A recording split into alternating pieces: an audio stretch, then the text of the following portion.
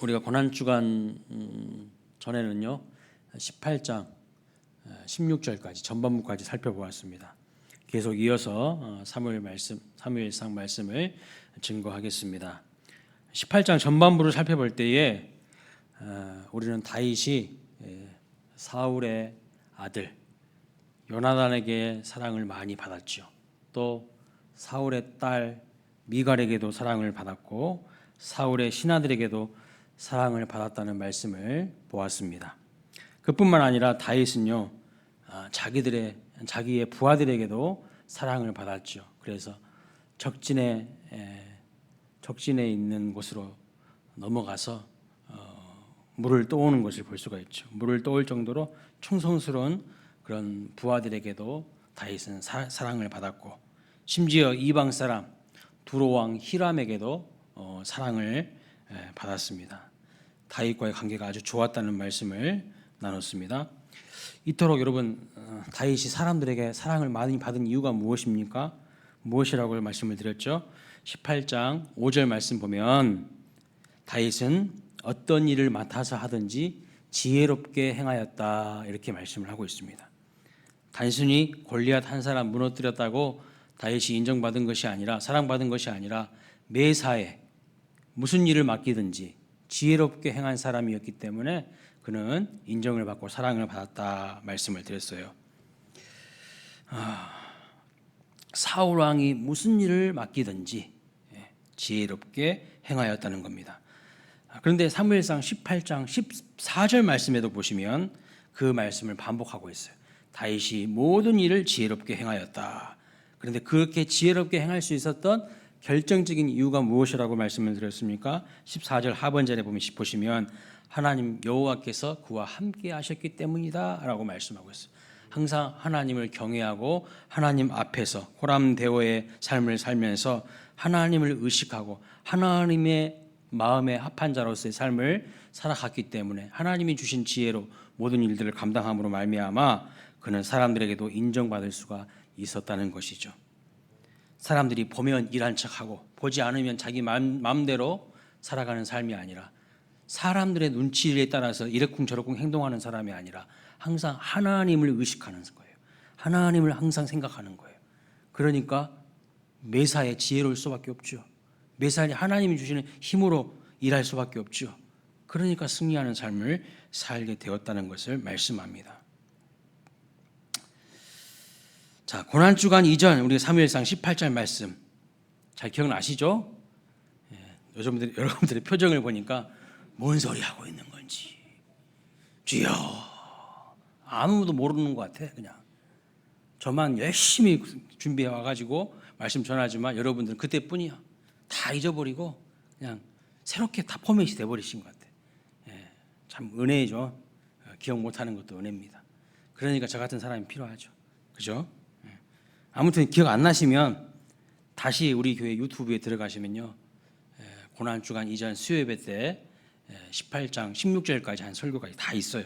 한번 들어보시기 바랍니다. 자, 오늘 18장 이제 후반부에 등장하는 사울 왕에 대해서 살펴보려고 합니다. 고난주간 전에는 다윗과 요나단의 관계를 중심으로 해서 우리가 살펴보았습니다. 서로 정말 사랑하고 우정을 나누는 그런 관계를 살펴보았죠. 이제는 사울 왕에 대해서 한번 살펴보도록 하겠습니다. 사울 왕은요 이토록 지혜롭고 사랑스럽게 행동하는 다윗의 모습을 못마땅하게 여깁니다. 못마땅하게 여겨요. 모든 일들을 탁월하게 하는 다윗을요 사랑하지 못하고 오히려 시기합니다. 시기해요. 참 여러분 그거 아셔야 돼요. 내가 일을 잘해도요, 내가 일을 탁월하게 해도요, 내가 일을 바르게 해도요, 사람들은 시기할 수 있어요. 그걸 아셔야 돼요. 아니 내가 일을 열심히 하고 잘하는데 왜 시기합니까? 그게 세상이에요. 그게 사람들의 마음이거든요. 다 마음이 우리 같지 않아요. 온전하지 않아요. 마음이 다 삐딱해져 있거든요. 마음이 바르지 않아요. 그러니까 아무리 일을 열심히 해도요, 일 잘해도 때로는요 시기 질투 받을 수가 있다는 겁니다. 그게 우리가 살아가는 세상입니다. 흥미로운 사실은요 17장 후반부에 보면 사울이 다윗의 이름을 기억을 못하고 있어요. 참 놀라운 일입니다. 17장 우리 58절 말씀 한번 볼까요? 읽어보겠습니다. 시작. 사울이 그에게 묻되 소년이여 누구의 아들이냐 하니 다윗이 대답하되 이새의 아들이니이다 하니라. 여러분 17장 내내 무슨 내용이 계속 나오냐면 골리앗이 이스라엘 군대를요 모욕하는 그 내용이 나옵니다. 그래서 다윗이 하나님의 군대를 모욕한 골리앗과 싸우는 장면이 나와요. 골리앗과 싸우기 이전에 사울 왕이 다윗을 불러다가 그 왕의 갑옷도 입혀주고 또 왕이 차고 다녔던 칼도 주고 그러는 것을 볼 수가 있어요. 그런데 다윗이 골리앗을 무너뜨리고 나서 이 다윗이 사울 왕 앞에 서게 되는데 사울이요 다윗을 몰라보는 거예요. 어떻게 이럴 수가 있지? 저는 그런 생각이 들어요. 이것을 무엇을 말하는 것일까요? 사울이 사람들에게 관심이 없는 사람이라는 것을 보여주는 것이죠. 다윗은요 사울의 궁중 악사였어요. 그래서 사울 왕이 악령에 의해서 시달릴 때마다 다윗이 찬양하고 그럴 때마다 이 악령이 쫓아줬는데 악령을 쫓아줬는데 그런 다윗에게 관심이 없었어요.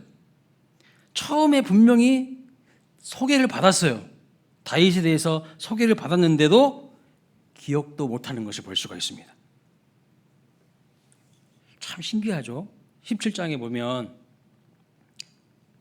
사울 왕이 다윗 불러다가 자기 군복도 입혀주고 갑옷도 입혀주고 칼도 주고 막 그런 장면이 나오고 그 다 거추장스럽고 익숙하지 않아서 다 버리고 다윗은 그냥 물맷돌 5개 들고 나가가지고 골리앗과 싸워서 이겼는데 그 이긴 다음에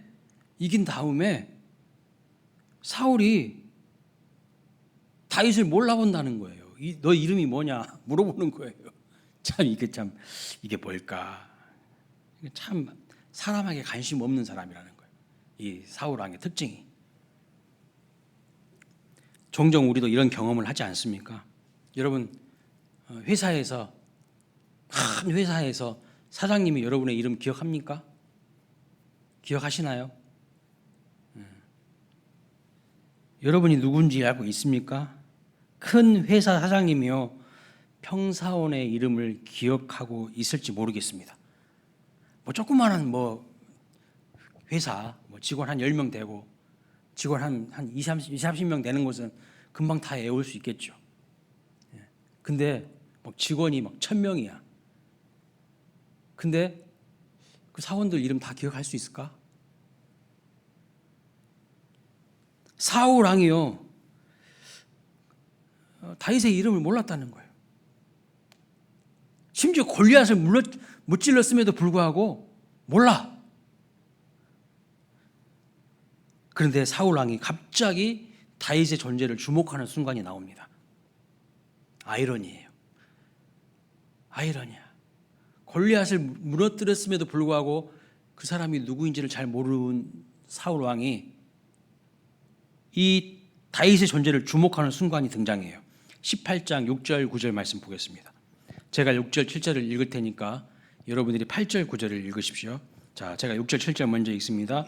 무리가 돌아올 때 곧 다윗이 블레셋 사람을 죽이고 돌아올 때에 여인들이 이스라엘 모든 성읍에서 나와서 노래하며 춤추며 서고와 경세를 가지고 왕 사울을 환영하는데 여인들이 뛰놀며 노래하여 이르되 사울이 죽인 자는 천천히요 다윗은 만만이로다 한지라. 사울이 그 말에 불쾌하여 심히 노하여 이르되 다윗에게는 반만을 돌리고 내게는 천천만 돌리니 그가 더 얻을 것이 나라 말고 무엇이냐 하고 그날 후로 사울이 다윗을 주목하였더라. 네, 그 전에는 주목하지 않았다는 말이에요. 그 전에는 골리앗 무찔러서도 별로 주목하지 않았다는 거예요. 관심도 없었어요. 이름도 몰랐어요. 그런데 여인들이 하는 노래를 듣고 난 후부터 이제 이 사울 왕의 마음속에 뭐가 생긴 거예요? 시기심 때문에 그를 주목하기 시작합니다. 좋은 일 했을 때에 그 어떤 이스라엘 군사들도 하지 못한 일이 있을 때에 사울 왕이 다윗을 주목해 준 게 아니었어요. 여인들이 사울은 천천히요, 다윗은 만만이라고 할 때 그때부터 다윗을 주목하기 시작한 겁니다. 여러분, 시기는 어떤 마음일까요? 시기심이 올라왔어요. 사절에 보면 이렇게 설명합니다. 다른 사람들이 잘 되는 것을 샘내고 미워하는 마음. 다른 사람들이 인정받고 칭찬받고 하는 것을 보고 싶지 않는 마음. 남이 잘 되는 것을 참을 수 없는 마음. 이게 시기예요, 시기심. 그런데 원래 이 뜻은요, 악의를 가지고 살펴보다라는 뜻을 가지고 있어요. 건강한 눈으로 다른 사람을 바라보는 것이 아니라 악의를 가지고, 악한 마음을 가지고 살펴보다, 이런 뜻이 시기라는 마음 뜻에 담겨져 있다는 것입니다. 천재 음악가 모차르트 아시죠? 모차르트를 그렇게 시기했던 사람이 있어요. 누굽니까? 궁중악사 살리에르. 영화 아마데우스에 보면 이 살리에르가 시기질투가 얼마나 심한지 잘 묘사되어 있습니다. 실제적인 사건이죠. 잠언에 보시면 시기함으로 인하여서 뼈가 썩게 된다, 이런 말씀을 하고 있어요. 시기할 때 우리의 뼈가 썩는다는 거예요. 그러니까 시기는 결국 내 자신을 망가지게 합니다. 마지막이 좋지 못해요. 시기한 사람들을 보면. 가인이요, 자기 동생 아벨을 시기에 있어 쳐 죽였습니다. 사울도 다윗을 시기해서 망합니다. 요셉의 형제들도 시기 질투해서 요셉을 인신매매로 팔아 넘겼죠. 살리에르, 궁중악사, 이 사람도 나중에요, 미쳐서 삶이 망가지고 맙니다. 미쳐버려요. 여러분, 나에게 없는 은사를 가지고 있는 누군가를 바라보면서 우리가 어떤 마음을 가져야 될까요? 시기하는 마음이 아니라 하나님이 그런 은사를 주신 것을 인정해야 돼요. 그리고 그 사람과 더불어서 함께 동행하는 기쁨을 누릴 줄 알아야 됩니다. 아, 나에게 이것이 없으니까 나에게 없는 그것을 다른 동역자들을 통해서 하나님이 채우게 하시는구나. 그래서 함께 우리가 공동체를 세워가야 되는구나 라는 것을 인정해야 할 줄 알아야 돼요. 근데 나에게 없다고 해가지고 시기해버려요. 질투하고요, 미워해버려요. 악의를 가지고 남을 바라본다는 거예요. 지금 사울이 그런 모습을 볼 수가 있어요. 사실 사울 왕이요, 여인들의 노랫소리를 듣고 분노할 만하죠. 왜냐하면 이 여인들의 노래가요, 사실은 문제가 있어요. 여러분들은 못 느끼셨습니까? 저는 대본에 탁 느껴졌는데 이 여인들이 문제가 있어요. 현직 왕인 사울보다 무명의 시골 촌놈 다윗을 높여서 잘못된 것일까요?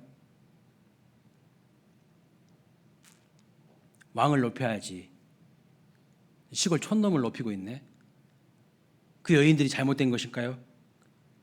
아니에요. 절대 그런 이유가 아닙니다. 뭐가 잘못됐습니까? 잘못된 거 못 느끼셨어요? 높이는 대상이 잘못되어 있어요. 높이는 대상이. 이들의 노래에 빠진 것이 있습니다. 뭐가 빠졌을까요? 지금 전쟁에서 승리했잖아요. 전쟁에서 승리했어. 그럼 누구를 높여야 되는 거예요? 그렇지. 하나님을 높여야 되는데 하나님을 찬양하는 것이 없어. 하나님이 빠졌어요. 여러분, 이 전쟁을 승리하게 하신 주권자는 하나님이십니다. 다윗이 잘나가지고 승리한 게 아니에요. 하나님이 승리케 하신 거예요. 다윗을 그냥 사용하셨을 뿐이야. 다윗은 도구야, 하나님의 도구. 근데 사람이 높임을 받고 있어. 여인들은 사람을 비교하면서 누구는 천천히고 누구는 만만이고 자꾸 남을 비교하면서 평가하고 있어. 이게 아주 나쁜 모습인 거예요. 이게 안 좋은 모습이라는 거예요. 당연히 하나님을 높여야 되는데 하나님을 높이는 노래는 없고 인간만 서로 비교하면서 노래하고 있으니까 사실은 매우 잘못된 노래입니다. 그래서 만약 사울왕은 그런 이유 때문에 화를 냈다고 하면 사울왕은요, 괜찮은 사람이었을 거예요. 어찌하여 하나님을 높이지 않고 인간들만 높이느냐? 우리 믿음의 조상들은 전부 전쟁에서 승리하고 난 다음에는 하나님을 높였는데 어찌 전쟁이 단순히 인간들의 싸움이더냐? 전쟁이 인간들의 싸움이야? 이렇게 화를 냈다면 얼마나 멋졌을까요? 왕이요 겸손하게 자기보다 하나님을 더 높일 줄 아는 거야. 얼마나 멋집니까? 그런데 사울은요 왜 화가 났습니까? 자기가 높임을 받지 못한 것 때문에 화가 난 거예요. 자기가 높임을 받고 자기가 드러나지 못한 것 때문에 마음이 상해버린 거예요. 그리고 다윗을 막 높이니까요 다윗이 꼴도 보기 싫은 거예요. 그때부터 막 시기심이 발동되는 거예요. 사랑하는 여러분, 우리는요 하나님의 이름이 높임 받지 못한 것에 대해서 화를 내고 시기해야 돼요. 그 엉뚱한 것을 놓고 우리는 시기할 때가 많아요. 화를 낼 때가 많아요. 민수기에 보면요 비느하스라는 사람이 나옵니다. 비느하스 누군지 아십니까? 이 사람은 이스라엘 백성들이요 음행하는 것을 볼 수가 없었어요. 자기 눈으로. 하나님을 경외하고 사랑해야 되는 자기 민족이요 우상 숭배하고 이방 여자와 음행하는 것을 보면서 견딜 수가 없었어요. 그래서 하나님을 사랑하는 질투심으로 그들을요 창으로 찔려서 죽였어요. 민수기 25장 7절 8절 말씀 읽어보겠습니다. 시작. 제사장 아론의 손자 엘르아살의 아들 비느하스가 보고 회중 가운데에서 일어나 손에 창을 들고 그 이스라엘 남자를 따라 그의 막사에 들어가 이스라엘 남자와 그 여인의 배를 꿰뚫어서 두 사람을 죽이니 연병이 이스라엘 자손에게서 그쳤더라. 여기 보면은요 이스라엘 남자와 이방 여자가요 막사에 들어가서 음행한 짓을 하고 있는 거예요. 그것을 비느하스가 알고 하나님의 분노로 하나님의 그 질투하시는 마음으로 그 막사에 들어가서 창으로요 두 사람을 찔러가지고 배를 꿰뚫어가지고 죽였어요. 여러분 잘한 일일까요? 못한 일일까요? 하나님의 평가가 뭘까요? 하나님이 잘했다고 평가하고 있어요. 하나님이 아주 잘했다. 내 마음이 시원하다. 이렇게 평가하십니다. 이스라엘 남자와 이방 여인이 막사에 들어가서 성적으로 더러운 행위를 하고 있을 때에 비느하스가 막사에 들어가서 두 사람을 창으로 배를 뚫어서 죽인 사건. 근데 이 행위를 하나님이 어떻게 평가하시는지 함께 보도록 하겠습니다. 11절 13절입니다. 읽어보겠습니다. 시작. 제사장 아론의 손자 엘르아살의 아들 비느하스가 내 질투심으로 질투하여 이스라엘 자손 중에서 내 노를 돌이켜서 내 질투심으로 그들을 소멸하지 않게 하였도다. 그러므로 말하라. 내가 그에게 내 평화의 언약을 주리니 그와 그의 후손에게 영원한 제사장 직분의 언약이라. 그가 그의 하나님을 위하여 질투하여 이스라엘 자손을 속죄하였음이니라. 오히려 이 일로 인하여서요 비느하스는요 복을 받아요. 그의 가문이 복을 받아요. 영원한 제사장 직분의 언약을 하나님께서 약속하시는 것을 볼 수가 있습니다. 그의 그 질투심은 어떤 질투심이라고 말씀합니까? 하나님의 질투심이라고 말씀하고 있어요. 하나님의 질투심. 하나님을 이유하여 질투하여서 이스라엘 자손을 속죄했다고. 만약 그렇지 않았다면, 만약 비느하스가 그런 행동을 하지 않았다면 어떻게 하겠다고, 어떻게 했을 것이라고 말씀합니까? 하나님이 전체 다 손을 봤을 것이라고, 소멸했을 것이라고, 쓸어버렸을 것이라고 이렇게 말하고 있는 것을 볼 수가 있어요. 사랑하는 여러분, 우리가 시기하거나 질투해야 될 것은요, 우리가 화가 나야 되는 것은 하나님의 이름이 높임을 받지 못하실 때 시기하고 질투하는 마음이 일어나야 됩니다. 하나님의 이름이 거룩히 여기심을 받지 못할 때에 우리 마음에서 화가 나야 하는 겁니다. 그런데 내 마음에서 화가 나는 이유가 뭡니까? 내가 높임 받지 못했기 때문에. 내가 드러나야 되는데 내가 드러나지 않고 내가 높임 받지 못할 때 사람들은요 시기 질투해요. 옹졸한 거죠. 그릇이 작은 거예요. 하나님의 마음으로 질투하고 시기하고 분노하는 것은 하나님의 마음을 시원케 해드리는 것이라고 말씀합니다. 그러나 그런 것이 아니라 자기의 이름이 높임 받지 못하다고 해서 상대방을 시기하거나 질투하고 미워하는 것은 자기 자신이 그만큼 작은 사람이라는 것을 드러내는 것이죠.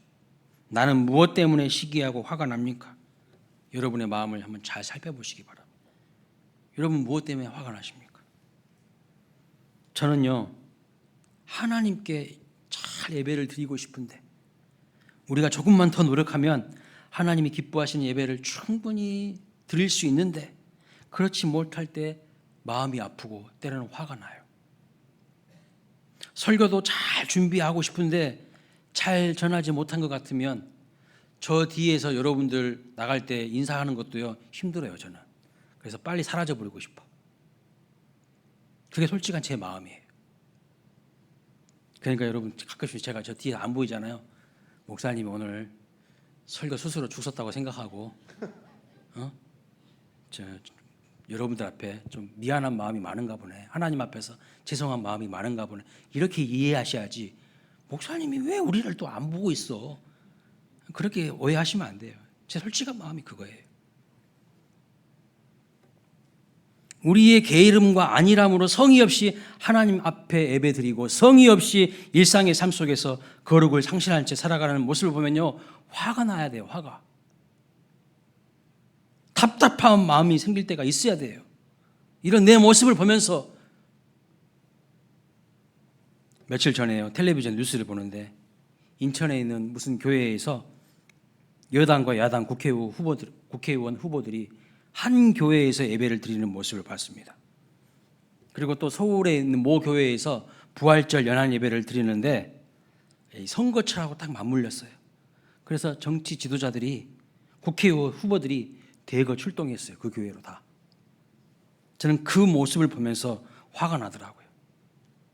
화가 확 올라오더라고요. 하나님 앞에서 예배 드리려고 하는 것이 아니라 성도들한테 어떻게 해서든지 펴 얻으려고 자기들 욕심 채우려는 목적으로 지금 예배 드리러 왔잖아요. 하나님 앞에 예배 드리는 게 아니야. 그거는 지금.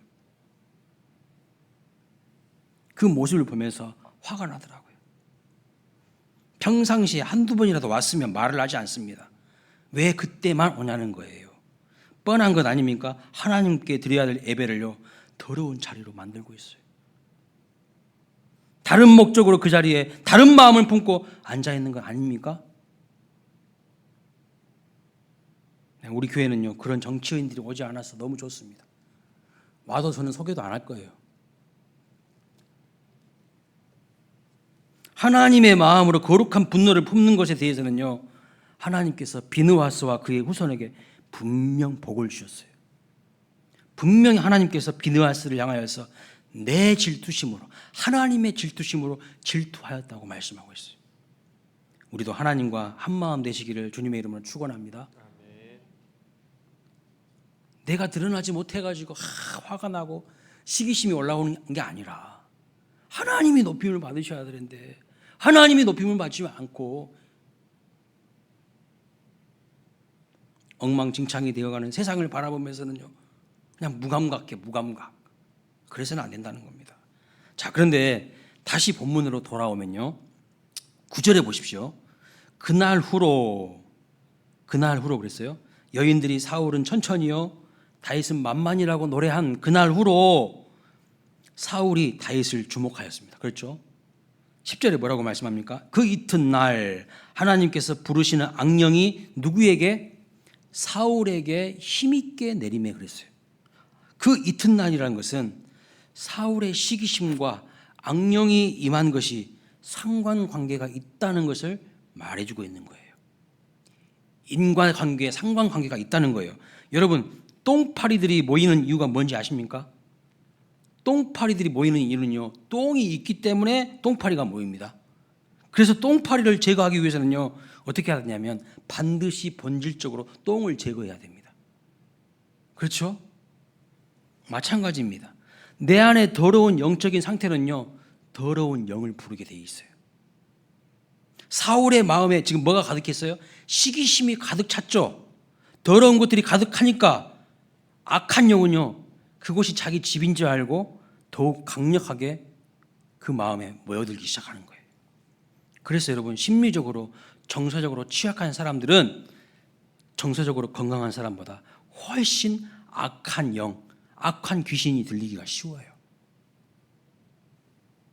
그래서 우리는 마음속에 시기, 질투, 미움, 원망, 불평이 자리 잡지 못하도록 성령의 충만함을 구하고 사모해야 될 줄 압니다.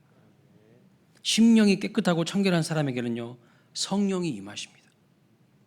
여러분 자신이 늘 하나님의 영이 구하시는 거룩한 성전 되시기를 주님의 이름으로 축복합니다. 제가 저 성남에 살 때 저희 집 작은 방하고 이웃집 방 창문하고 이렇게 연결돼 있어요. 서로 이렇게 볼 수가 있게 돼 있어요. 딱 붙어 있으니까. 근데 작은 방 저희 아들 찬호 방에서 그 집 창문을 보는데 그쪽은 이제 화장실 창문인 거예요.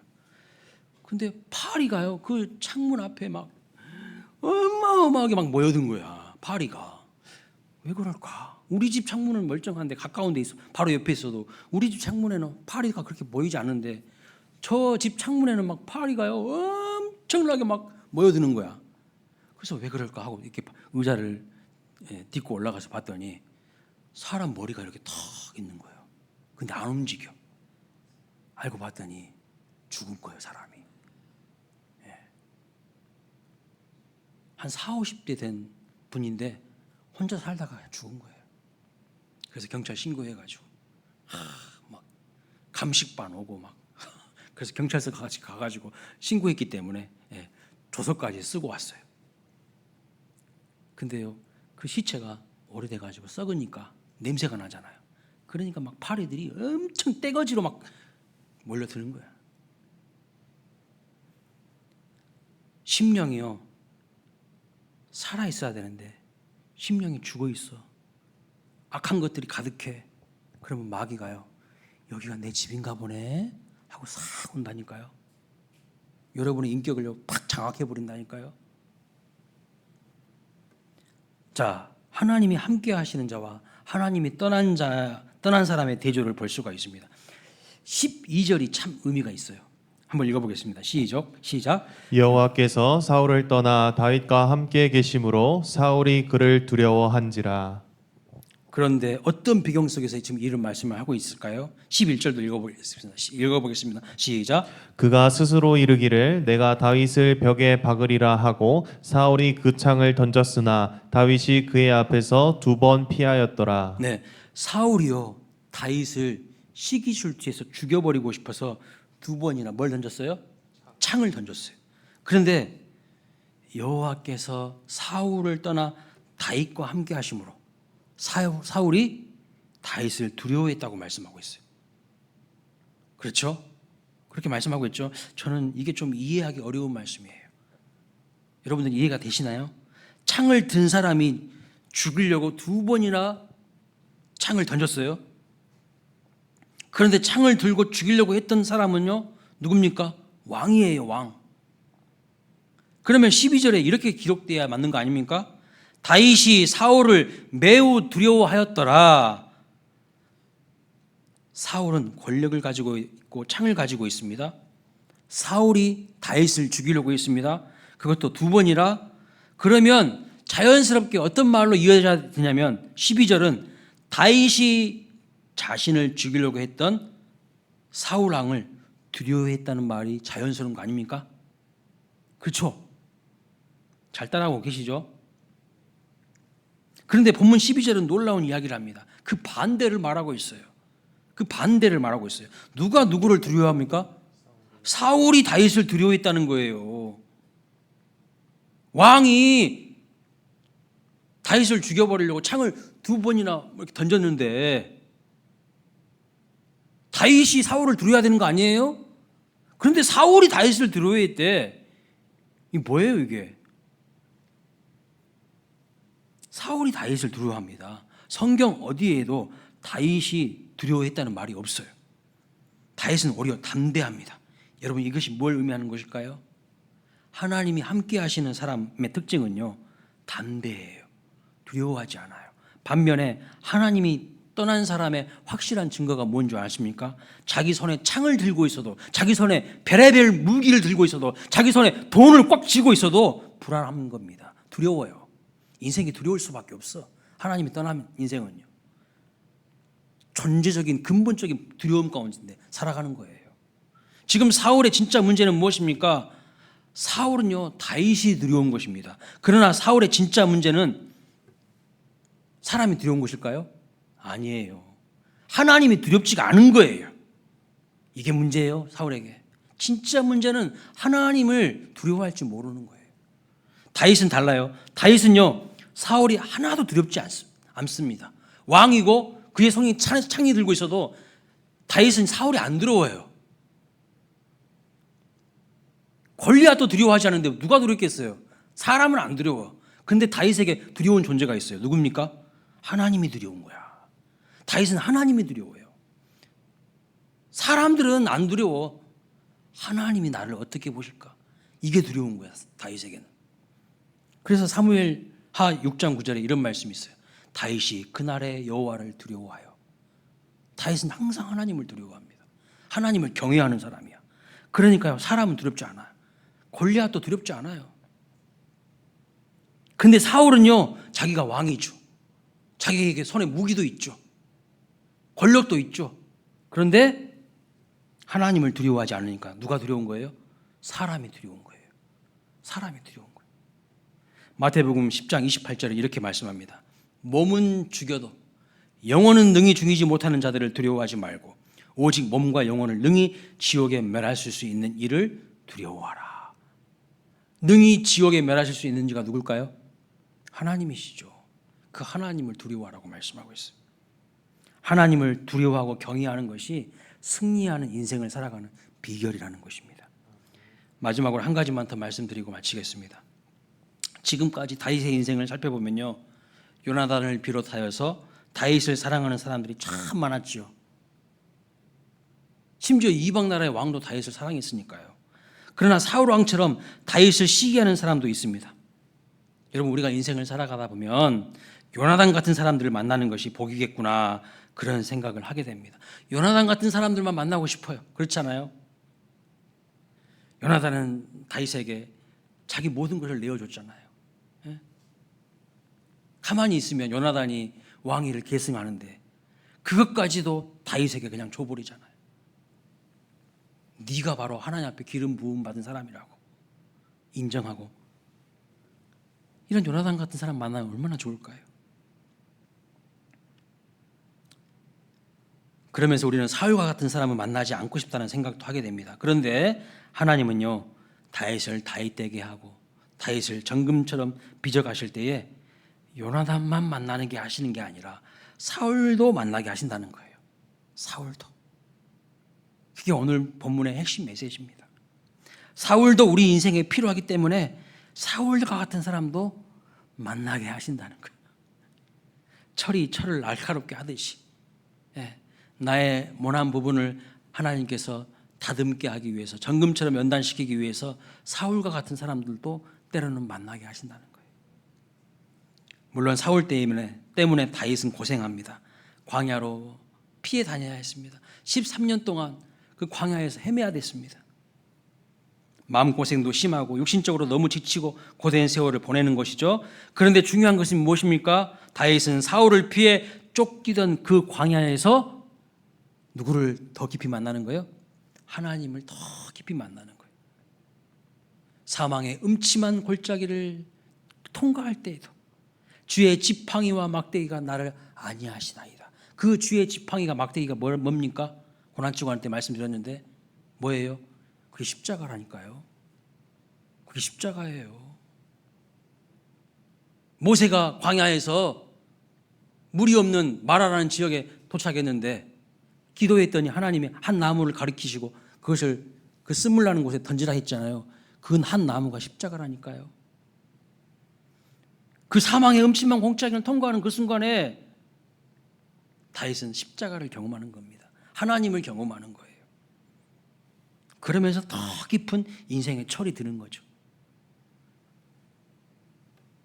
그를 괴롭히는 사울 때문에 더 가난한 심령으로 하나님 의지하고 하나님 붙드는 믿음의 사람으로 세워져 가는 것이죠. 여러분, 우리가 꼭 기억해야 될 것이 하나 있습니다. 우리 인생에 요나단 같이 다윗을 사랑해 주는 사람도 중요하지만 사울 같이 나를 괴롭히고 힘들게 하는 사람으로 인하여서 내가 더욱 성숙한 하나님의 사람으로 하나님께서 우리를 빚어가신다는 사실입니다. 지금은 잘 모를 수 있어요. 지금은 저 인간이 나를 너무 힘들게 하네. 저 인간 내가 좀 힘 있으면 그냥 뒤통수 때리고 싶다. 그 생각할 때가 있어요. 그런데요, 믿음이 들어가고 철이 들어가면 저 사람까지도 하나님 나를 사용하셨구나. 나를 다듬으시려고, 나를 정금처럼 연단하시려고 저 사람까지도 하나님 나를 사용하시는구나 라는 것을 고백하게 됩니다. 우리 인생에 요나단 같은 사람만 만나면 얼마나 좋겠습니까? 그러나 하나님은 그렇게 하시지 않으시고 사울을 만나게 하십니다. 그런데 그런 만남도 나를 정금처럼 단련시키시는 하나님의 선물이심을 기억하시기를 바랍니다. 어떻게 보면요, 여러분하고 가장 가까이 있는 그 사람이 여러분을 정금처럼 훈련시키는 하나님의 선물일 수도 있어요. 때로는 내 배우자가 나한테 가시 노릇해. 맨날 나를 찔러대. 내 아픈 점을 얼마나 약점을 잘 알고요, 거기를 계속 말을 하고 그냥 가시 노릇해. 그래서 저 인간하고 이혼하고 싶네. 그럴 수도 있어요. 그런 잘 기억하십시오. 나를 정금처럼 다듬으시는 하나님의 선물이심을 기억하시기 바랍니다. 하나님은 모든 것을 합력하여 선을 이루게 하신다는 것을 믿으시기 바랍니다. 우리 같이 찬양하도록 하겠습니다.